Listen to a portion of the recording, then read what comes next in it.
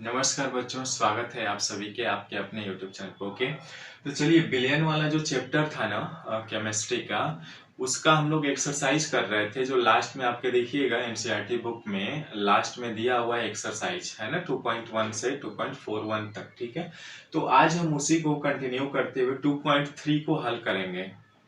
हालांकि ऑलरेडी हम लोग कॉन्सेप्ट वाली वीडियो जब थ्योरी क्लास पढ़ रहे थे उसमें हम लोग पढ़ चुके हैं, ठीक है।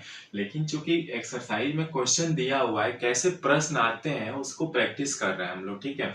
तो क्वेश्चन 2.3 कह रहा है निम्नलिखित पदों को परिभाषित कीजिए। यानी मोल अंश ये दिए हुए हैं, पहला दूसरा तीसरा चौथा। मोल अंश क्या होता है इसको बताइए, मोललता क्या होता है इसको बताइए, मोलरता क्या होता है, द्रव्यमान प्रतिशत क्या होता है, इसको बताना है हमको, ठीक है। तो ऑलरेडी हम लोग जानते हैं, एक एक करके हल करते हैं और समझते हैं क्या होता है। देखिए मोल अंश, जैसा कि इसके मोल अंश का पहला टॉपिक लेते हैं, मोल अंश। मोल अंश क्या होता है, मोल फ्रैक्शन। यानी कोई यदि विलयन दिया हुआ है ना, तो उसके मोल अंश के बारे में। देखिए विलयन है तो उसमें विलेय और विलायक होंगे, है ना, दो चीजों से मिलकर बनता है विलेय और विलायक। उन विलेय और विलायकों के कितने मोल के अंश उसमें उपस्थित है, उसी चीज को देखना है हमें, ठीक है। तो सिंपल परिभाषा आप जानते भी हैं कि विलयन में उपस्थित किसी एक घटक या अवयव के मोलों की संख्या अथवा विलेय तथा विलायक के कुल मोलों की संख्या के अनुपात को उस अवयव का मोल अंश कहते हैं। इसे x से निरूपित करते हैं। मान लिया हमने एक विलयन में विलेय के n मोल है तथा विलायक के nb मोल उपस्थित हैं, तो क्या होगा, विलेय के मोल अंश एक्से से निरूपित करते हैं। एक्से बराबर जिसका निकालना हो, देखिए यहाँ ए का निकालना है तो ऊपर आपको Na के मोलों की संख्या बटे विलयन में उपस्थित कुल मोलों की संख्या, यानी ए के मोलों की संख्या प्लस बी के मोलों की संख्या, ठीक है। तो इसको हमने इक्वेशन 1 मान लिया। दूसरा, विलायक के मोल अंश क्या हो जाएंगे, एक्स बी। यदि एक्स बी है तो एनबी, यानी एनबी के मोलों की संख्या बटे Na प्लस एनबी के कुल मोलों की संख्या, यानी विलयन के में उपस्थित कुल मोलों की संख्या। तो ये दोनों मान लिया हमने इक्वेशन 1 और 2।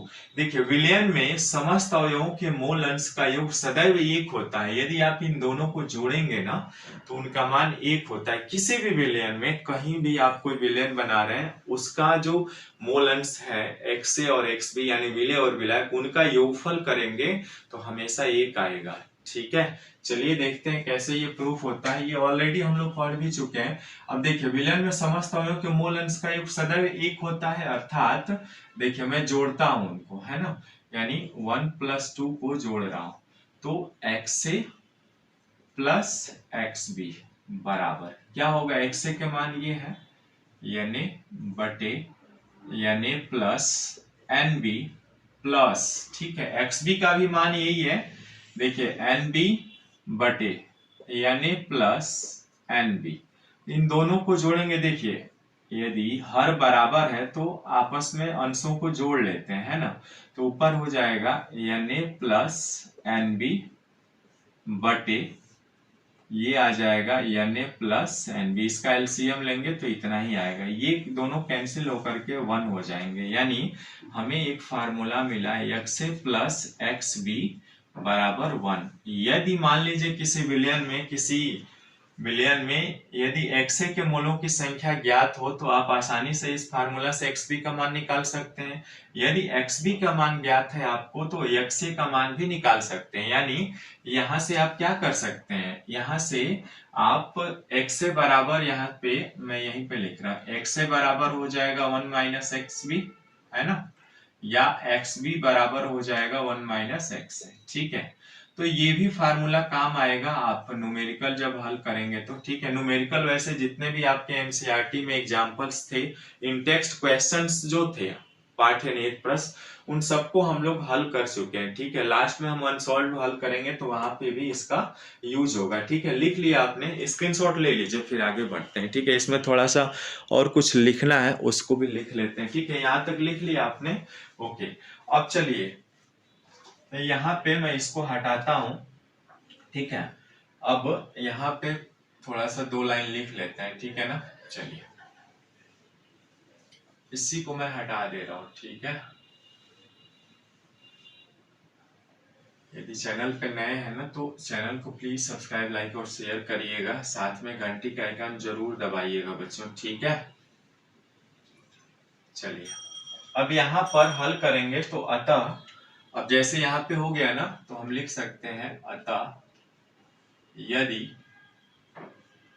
किसी, है ना, किसी द्विअंगी, यदि किसी द्विअंगी,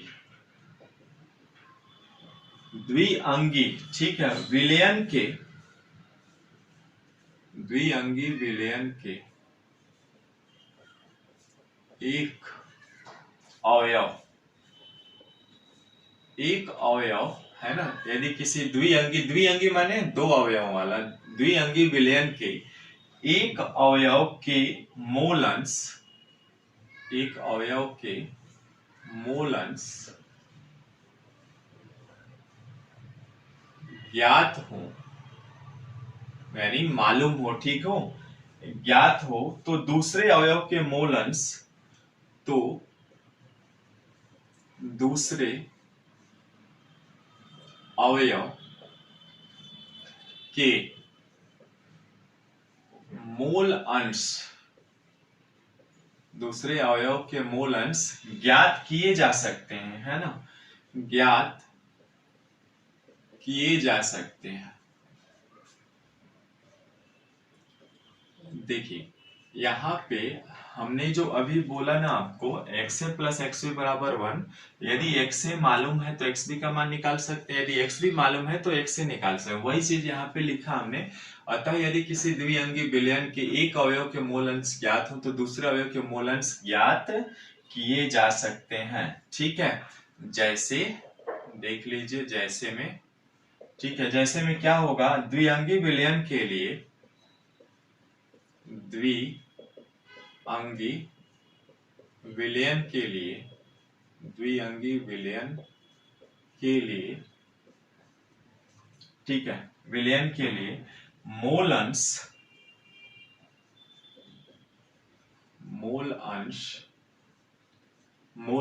ठीक है, एक्स ए एक्स बी से, एक्स ए एक्स बी से निम्न प्रकार, ठीक है, निम्न प्रकार संबंधित है, निम्न प्रकार संबंधित है। कैसे होगा, अभी आपने निकाला है, बताइए क्या निकाला है, ये वाला, है ना, यानी एक्स ए बराबर क्या हो जाएगा बच्चों, 1 माइनस एक्स बी, है ना, ये फार्मूला हो जाएगा। दूसरा क्या होगा आपका, एक्स बी बराबर 1 माइनस एक्स ए, ये भी फार्मूला हो जाएगा आपका, ठीक है। यानी अब हम यहाँ पे कह सकते हैं मोल अंश विलयन के ताप पर निर्भर नहीं करता। एक और नोट लगा लीजिए, जो ये टेम्परेचर पर डिपेंड नहीं करता है ना, मोल अंश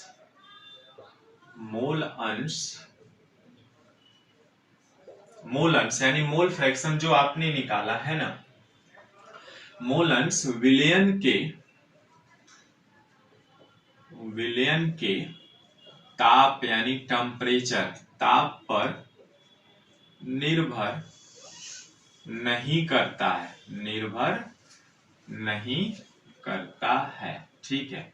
यही चीजें मोटा मोटी हमें ध्यान रखना है कि ताप पर निर्भर नहीं करता है मोल अंश, ठीक है।